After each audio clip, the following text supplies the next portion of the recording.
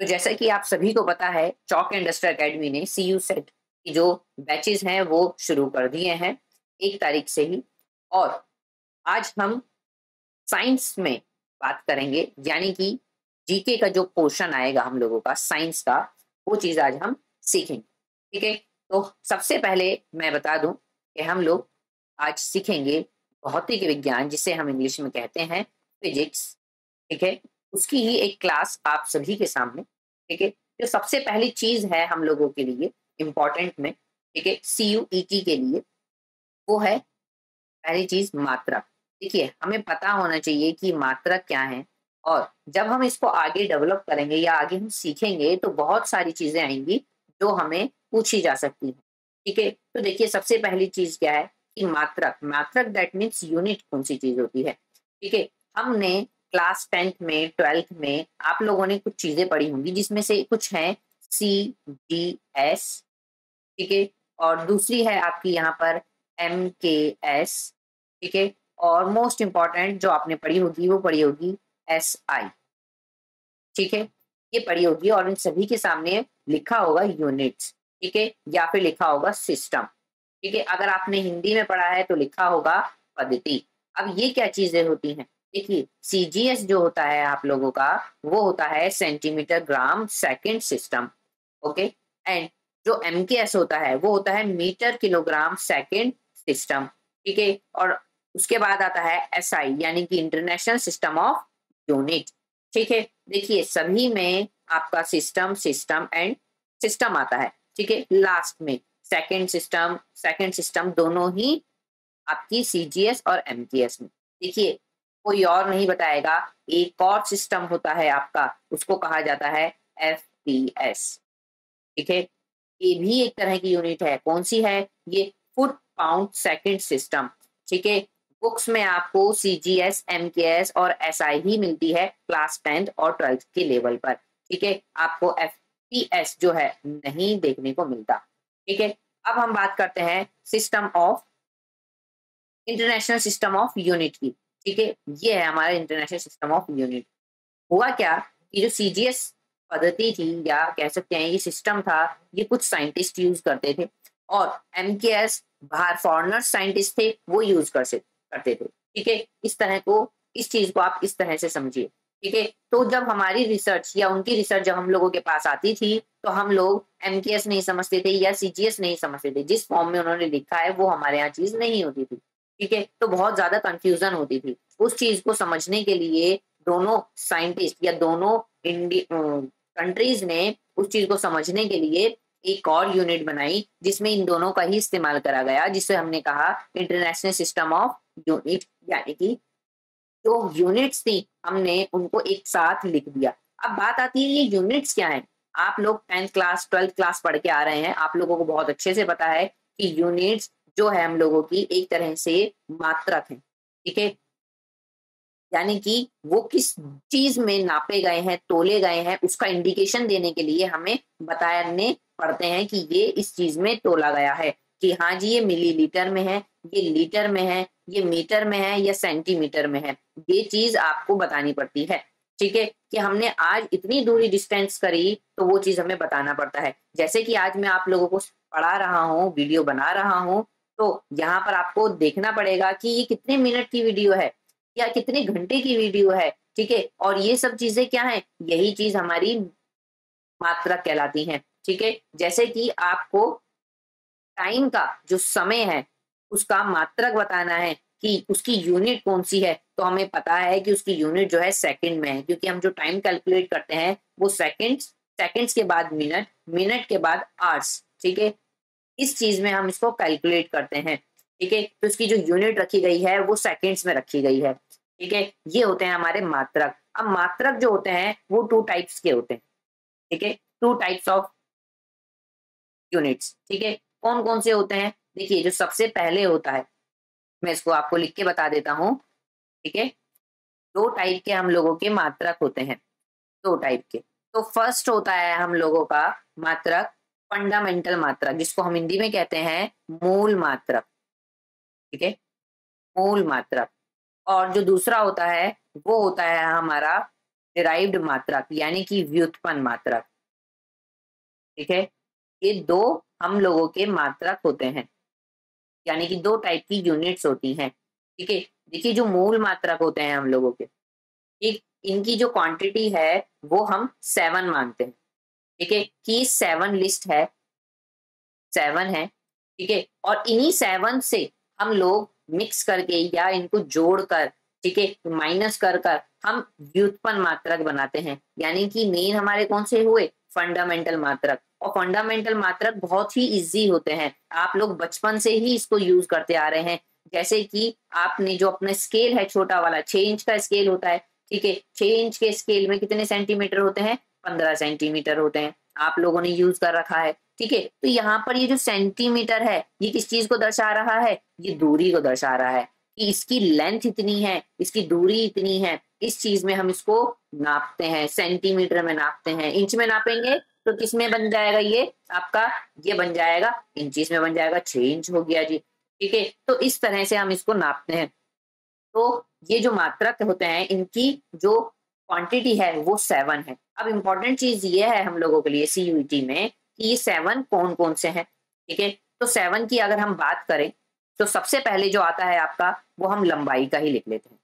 ठीक है, सबसे पहले हम इसमें लंबाई का मात्रक ही लिख लेते हैं। लंबाई का मात्रक होता है आपके पास मीटर। ठीक है, उसके बाद आता है आपका द्रव्यमान यानी कि वेट। ठीक है, आप लोगों ने 10th में पढ़ा होगा, मीटर को हम स्मॉल एम में लिखते हैं। ठीक है, उसके बाद द्रव्यमान यानी कि हम इसको नापते हैं किलोग्राम में, केजी के अंदर नापते हैं। ठीक है, एक होता है हमारा ये, देखिए हमारे पास 2 हो गए हैं। ठीक है, उसके बाद आता है तीसरा, तीसरा जो होता है वो होता है समय यानी कि टाइम। ठीक है, टाइम का मात्रक भी मैं कुछ सेकंड पहले ही बताया था और देखिए दोबारा से बता दिया, इसका मात्रक होता है सेकंड। ठीक है, इसको हम सिंबल्स आप लोगों को बहुत अच्छे से याद होंगे। ठीक है, मैं अपनी क्लास में भी आप लोगों को करवा चुका हूँ। ठीक है, हम लोग अपनी क्लास में जो हम लोग सर्विस दे रहे हैं आपको, ठीक है, उसमें आपको हम ये चीजें करवा चुके हैं। ठीक है, उसके बाद आता है ताप यानी कि टेम्परेचर, टेम्परेचर का होता है केल्विन। ठीक है, उसके बाद आता है 5th नंबर पर आपका विद्युत धारा यानी कि इलेक्ट्रिसिटी, विद्युत धारा। इसका जो मात्रक होता है हम लोगों का वो होता है एम्पियर। ठीक है, एम्पियर। आप लोगों ने 10th में ओम का नियम पढ़ा होगा, उसमें पूरा का पूरा चैप्टर है कि ये किस चीज का है। ठीक है, उसके बाद जो आता है हम लोगों का 6th नंबर पर, ठीक है, उसके बाद वो आता है आपका ज्योति तीव्रता। ठीक है, ज्योति तीव्रता,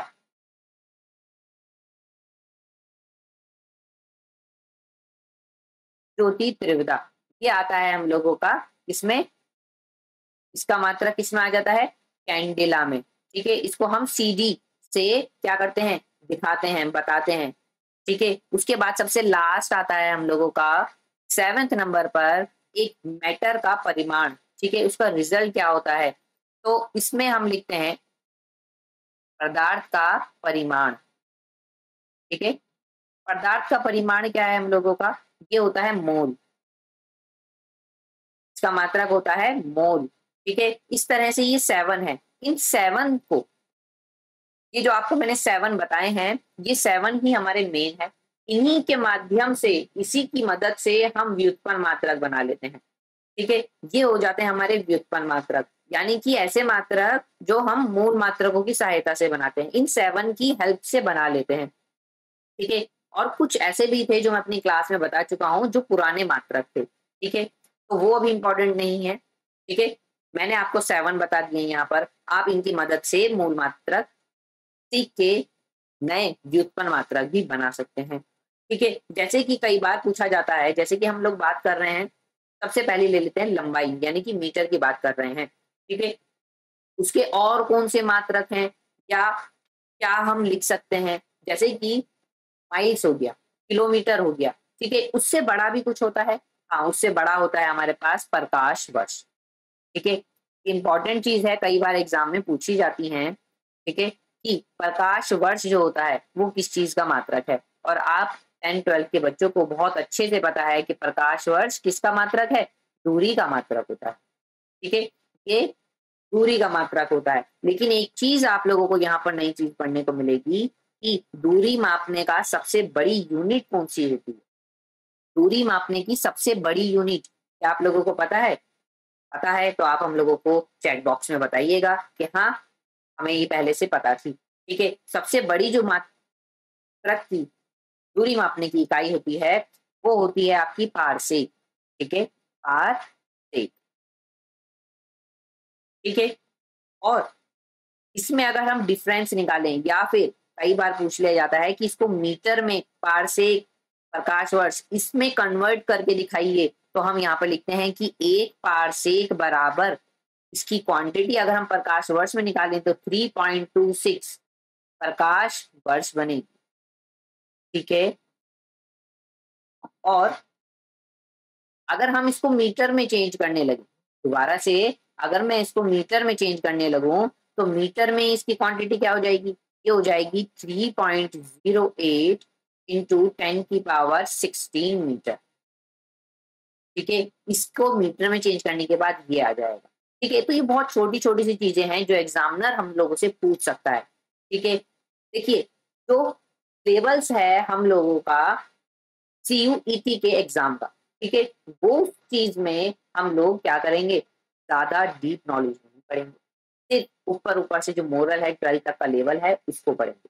ठीक है, तो उसके लिए आप हम लोगों के साथ बने रहिए, यहाँ पर देखते रहिए चॉक एंड डस्टर अकेडमी। तो जैसे भी वीडियो आएगी आप लोगों की, आप इसको सब्सक्राइब करके रखिए और जो नीचे बेल आइकन है उसको भी दबा दीजिए, ताकि जैसे ही कोई नई वीडियो आए आप तुरंत उस वीडियो को ले लें, देख लें। ठीक है, और मैं ये कहूंगा कि आप लोग जैसे ही वीडियो आती है अपनी कॉपी पेन पेंसिल साथ में रखिए, जैसे ही मैं चीजें बताता रहता हूँ आप उसको नोट डाउन करते रहिए। ठीक है, ताकि आपको आगे चीजें क्लियर होती रहें। ठीक है, ठीक है, तो ये चीज यहाँ पर इस तरह से होती है। अब कई बार पूछा जाता है कि बताइए कि क्योंकि हम लोग क्या है, जब जैसे पढ़ना शुरू करते हैं हमें पता लगा कि जो SI यूनिट है, ठीक है, इंटरनेशनल सिस्टम ऑफ यूनिट है, हम इसकी ही चीजें याद कर लेते हैं। ठीक है, लेकिन कुछ कुछ जगहों पर कॉम्पिटिटिव एग्जाम में हम लोगों से पूछ लिया जाता है कि बताइए कि CBS जो है उसकी फुल फॉर्म भी पूछ ली जाती है, और पूछ लिया जाता है कि बताइए बल का मात्रक क्या है। ठीक है, बल के बारे में पूछ लेंगे, यानी कि फोर्स के बारे में पूछ लेंगे। अब जो फोर्स होती है उसका जो मात्रक होता है हम लोगों का, ठीक है, मात्रक होता है इसका डाइन। ठीक है, ये CGS पद्धति की हम बात कर रहे हैं, यानी कि CGS सिस्टम की बात कर रहे हैं हम यहाँ पर। लेकिन वहीं पर अगर हम इसको SI यूनिट में पूछें, इंटरनेशनल सिस्टम ऑफ यूनिट के अंदर हम पूछते हैं, तो इसका मात्रक जो हो जाता है वो हो जाता है, यानी कि यूनिट होती है न्यूटन। ठीक है, न्यूटन। हम इसको इस तरह से प्रदर्शित करते हैं, न्यूटन N लिख देते हैं, न्यूटन पूरा का पूरा लिख देते हैं। ठीक है, तो इस तरह से हम लोगों से पूछी जाती है। अब कई बार पूछा गया है, देखिए अगर थोड़ी सी डीप नॉलेज हम लें या ऊपर ऊपर से हम थोड़ा सा उसके बारे में समझें, तो यहाँ पर आ जाता है कि बताइए कि 1 newton is equal to dyne में कन्वर्ट करेंगे तो बताइए कितना होगा। तो डाइन में जब हम इसको कन्वर्ट करेंगे तो हो जाएगा 10⁵ डाइन। ठीक है, हम इसको इस तरह से लिख देंगे कि इतना न्यूटन है और इतने टाइम में बनेगा। ठीक है, ऐसे ही हमसे कार्य यानी कि वर्क के बारे में पूछ लिया जाता। ठीक है, ये वर्क जो है आपका, उसका CGS पद्धति में यानी कि CGS सिस्टम में हम लोगों का मात्रा क्या है, उसका यूनिट क्या है, तो उसका मात्रक यूनिट है अर्ग। ठीक है, अर्ग। और वहीं पे अगर हम SI यूनिट के बारे में पूछें तो वो क्या लिखा जाता है हम लोगों का, जूल। ठीक है, आपने 10th में पढ़ा होगा, 8th में पढ़ा होगा, 9th में भी पढ़ा होगा। ठीक है, और 12th में तो आप लोगों ने इसके क्वेश्चंस यानी कि न्यूमेरिकल्स करे होंगे। ठीक है, इस तरह से ये चीजें इसमें पूछ ली जाती हैं। अब आगे बढ़ते हैं। ठीक है, तो देखिए हम लोगों ने यहाँ पर क्या करा, 10⁵ जो हमने चीज लिखी। देखिए जो साइंटिस्ट होते हैं ना, वो क्या करते हैं, इन चीजों को ना बहुत शॉर्ट करने की कोशिश करते हैं। ठीक है, जैसे कि अब मैं न्यूटन लिख रहा हूँ तो न्यूटन में क्या होगा भाई, बहुत बड़े स्पेलिंग है। ठीक है, कई बार जगह भी छोटी होगी, पेज घेरेगा, और सबसे मेन चीज मेरा टाइम जाएगा। ठीक है, वहां पर टाइम लिखने में भी खर्च होगा। ठीक है, तो इसलिए इसको शॉर्ट करके लिख दिया, सिंबल्स बना दिए। क्या बना दिए, सिंबल्स। और जो सिंबल्स होते हैं हम लोगों के, साइंटिस्ट ने बहुत सारी चीजों के अलग अलग बनाए। ठीक है, जैसे कि यहाँ पर मैं देख रहा हूँ कि मैंने लिखा है यहाँ पर 10⁵ टाइम। ठीक है, इसी को वो क्या करेंगे, एक लैंग्वेज दे देंगे, एक ग्रुप दे देंगे, इसका सिंबल बना देंगे। ठीक है। वो सिंबल किस तरह से बनता है, तो हम लोगों का जो टॉपिक है वो कहलाता है कि symbol of various power of 10, यानी कि उन्होंने 10 की पावर के सिंबल्स बना दिए। क्या बना दिए? 10 की पावर के सिंबल। जैसे कि 10 की पावर फर्स्ट को वो लोग कहते थे डेका, यानी कि उन्होंने सिंबल लिखा उसका डी ए। ओके। 10 की पावर 2 का सिंबल जो बनाया वो उन्होंने बनाया हेक्टो, दैट मीन्स स्मॉल में एच। उसके बाद बनाया 10 की पावर 3 का सिंबल उन्होंने के, यानी कि स्मॉल के, इसको कहा किलो। उसके बाद बनाया 10 की पावर 6 का सीधा, ठीक है, उसको बनाया mega, that means M, capital M. ठीक है। ऐसे ही बनाया उन्होंने 10 की पावर 9 का, ठीक है, 10 की पावर 9, इसका बना दिया इन्होंने गीगा, यानी कि कैपिटल जी, दैट। ऐसे ही आगे बढ़ते हुए 10 की पावर 12 का बनाया, जिसको हम कहते हैं टेरा, यानी कि कैपिटल टी। और 10 की पावर 15 का बनाया पेंटा, इसको कहते हैं कैपिटल पी। और 10 की पावर 18 का बनाया उन्होंने एक्सा, यानी कि कैपिटल ई। इस तरह से इन्होंने क्या कर दिया, इनके सिंबल्स बना। ये भाई जहां पर भी हम लोग टाइम बचा सकते हैं उसका अपना टाइम बचा। ठीक है। ऐसे ही चीजें बढ़ती हैं हम लोगों की, और ये जो मात्रा यानी कि यूनिट के बारे में हमारी नॉलेज है वो हम लोगों को आगे बढ़ाती है। ठीक है। अब अगर हम बात करें एक सीधी सीधी की कि भाई हम फिजिक्स पढ़ रहे हैं, ये फिजिक्स क्या चीज है, हम क्या चीजें पढ़ेंगे? अभी तो हमने यूनिट्स की बात कर ली, तो फिजिक्स क्या है, भौतिक विज्ञान क्या है? ठीक है। तो भौतिक विज्ञान देखिए ऐसी चीज है जिसके अंदर हम मैटर और एनर्जी के बारे में पढ़ते हैं। ठीक है। और मैं ये बता दूं कि फिजिक्स सबसे मेन, क्योंकि कहीं ना कहीं हम जब केमिस्ट्री पढ़ते हैं, बायोलॉजी पढ़ते हैं, तो वहां पर भी हमें क्या चीज की जरूरत पड़ती है? मात्रा यानी कि यूनिट की जरूरत पड़ती है। क्यों पड़ती है? केमिकल अगर हम कोई ले रहे हैं, किसी क्वांटिटी में ले रहे हैं ना, और वो क्वांटिटी क्या है हमारी, वही क्वांटिटी हमारी वेट में आ जाएगी। ठीक है। अगर हम उसको किसी ट्यूब के अंदर भर रहे हैं तो मीटर देखेंगे कि भाई इतने सेंटीमीटर ही ऊपर गई, इतने मीटर की ऊपर गई। ठीक है। इस चीज से देखेंगे। किसी लिक्विड को नापेंगे, किलो में नापेंगे, ग्राम में नापेंगे। ठीक है। इस तरह से हम इसको क्या मानते हैं कि ये सबसे मेन पार्ट है हमारी विज्ञान का, हमारी साइंस का। ठीक है। विज्ञान की मेन शाखा क्या है? फिजिक्स। ठीक है। यहाँ पर ये प्राकृतिक विज्ञान की शाखा, ठीक है, यानी कि नेचुरल सोर्सेज। राइट। अब हम आगे बढ़ते हैं।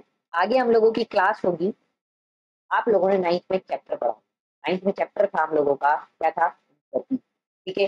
तो हम उसी के बारे में थोड़ी सी नॉलेज गेन करते हैं आज के अपने इस लेक्चर में। ठीक है। तो इसका जो लेक्चर में,